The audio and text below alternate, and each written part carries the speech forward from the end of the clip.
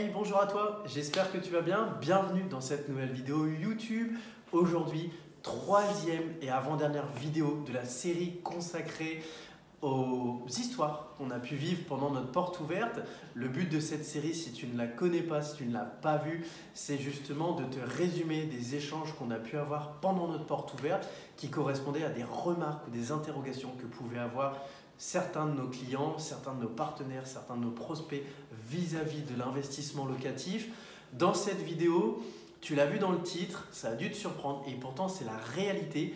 Je vais t'expliquer comment un bien que j'ai possédé, qui tous les mois était à l'équilibre, a pu me rapporter plus d'argent qu'un bien qui avait une rentabilité de 11% et qui dégageait 1000 € de cash flow tous les mois.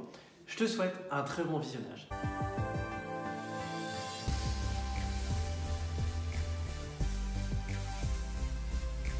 Tu l'as vu en introduction, aujourd'hui je vais te raconter quelque chose qui est une vérité et qui est quelque chose contre lequel je me bats au quotidien avec les personnes qui nous contactent sur le site internet.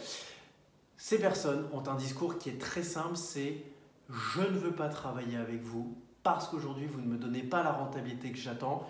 Moi si je n'ai pas minimum 10% de rentabilité, je n'y vais pas ». Ce discours, d'où vient-il? C'est très simple. Il vient malheureusement des personnes qui, sur Internet, n'arrêtent pas de vous bombarder avec du « il faut minimum 10% de rentabilité, acheter des immeubles rentables, acheter des colocations », tous ces projets générateurs de cash et aussi générateurs de vente de formation.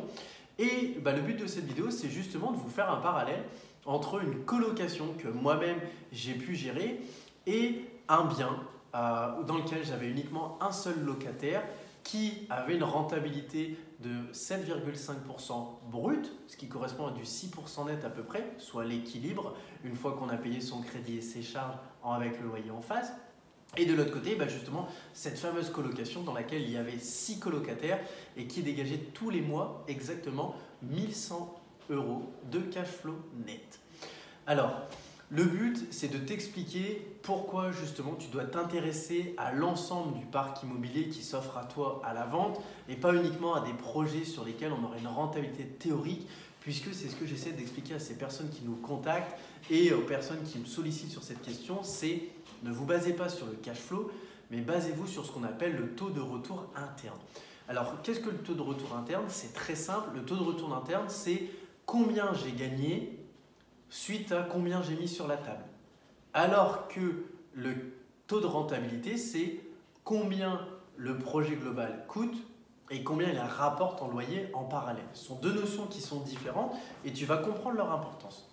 Si on prend l'exemple de la colocation ou même d'un immeuble de rapport, ce qui aujourd'hui correspond à la grande mode et donne énormément envie aux gens, c'est le fait que pour un projet qui reste en général autour des 200 à 300 000 €, on va pouvoir générer des cash flows qui sont 2 fois, 3 fois, 4 fois, 5 fois supérieurs à la normale, puisque aujourd'hui, quand moi sur un projet à par exemple 200 000 €, je vais générer peut-être 150 € de cash flow, un immeuble de rapport ou une colocation peut générer 500, 600, 800, 1000 €. Par contre, en fait, ce qu'il faut comprendre, et c'est ça le point le plus important, c'est que ce qui compte vraiment, c'est le taux de retour interne. Et le taux de retour interne, on va le calculer justement pas au début du projet, mais à la fin du projet, une fois que le projet a été vendu. Puisqu'aujourd'hui, on peut gagner de l'argent au quotidien avec l'immobilier, mais on en gagne surtout le jour où on récupère ses billes, le jour où on a revendu. Et ça, c'est ce que j'essaye d'expliquer aux gens, c'est que les gens qui cherchent à faire des grosses rentabilités sont des gens qui sont aptes à prendre du risque. Prendre du risque comment? En allant dans des zones qui sont peu liquides à la revente. Malheureusement, c'est souvent le cas sur les immeubles de rapport.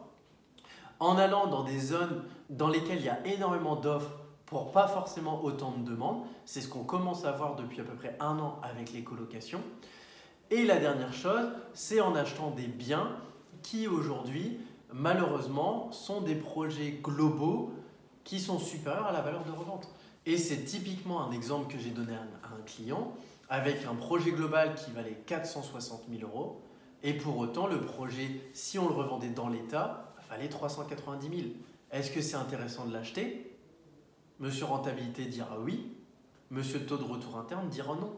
Puisqu'aujourd'hui, si on fait le calcul, ça veut dire qu'il faut déjà rembourser 70 000 € d'amortissement soit 5 ans avant de gagner de l'argent. Et ça, typiquement, en fait, c'est le raisonnement sur lequel je veux t'emmener si tu regardes cette vidéo. C'est avant de penser rentabilité, tu dois toujours penser à est-ce que mon bien va se revendre rapidement? Est-ce que mon bien va se louer rapidement et surtout se louer avec un taux à 100%, ce qui n'est pas toujours le cas sur les immeubles et les colocations, on est plutôt proche des 90%. La troisième chose, c'est quel est le coût global de mon projet versus la valeur de revente. Et la dernière chose, et c'est peut-être la plus importante, c'est à qui va se destiner mon projet à la revente. Puisque aujourd'hui, en allant chercher des biens comme celui-ci, où on est sur des biens qui vont se destiner à des personnes qui vont racheter au coup de cœur, et non pas à la rentabilité, on se retrouve face à des personnes qui seront plus aptes à ne pas négocier. Et donc, c'est vraiment la conclusion sur laquelle je veux t'emmener dans cette vidéo, c'est, à ton avis, pourquoi j'ai fait une meilleure affaire, justement, avec un projet comme celui-ci, plutôt qu'avec la colocation? Et bien tout simplement parce qu'aujourd'hui, le bien dans lequel je te tourne cette vidéo est un bien dans lequel on a permis à la personne qu'on a accompagnée de réaliser une plus-value latente significative puisqu'on est dans un quartier qui est en train de se transformer.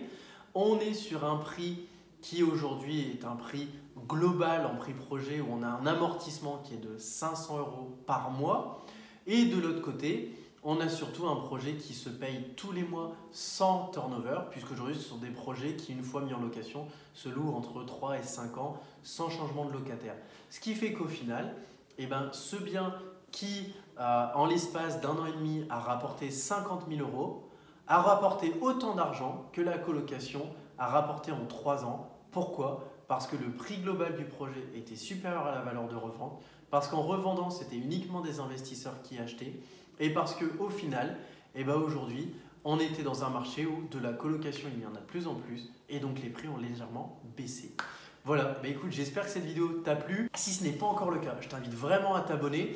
Tu as la dernière vidéo de cette série qui va sortir, mais tu as aussi des vidéos qui vont sortir prochainement avec des interviews clients, des visites de chantier et toujours, comme d'habitude, énormément d'astuces qui te sont données sur l'investissement locatif et qui te sont surtout données gratuitement et non pas à travers de formations payantes. Je te dis à très bientôt et je te souhaite une très bonne journée. À bientôt. Ciao.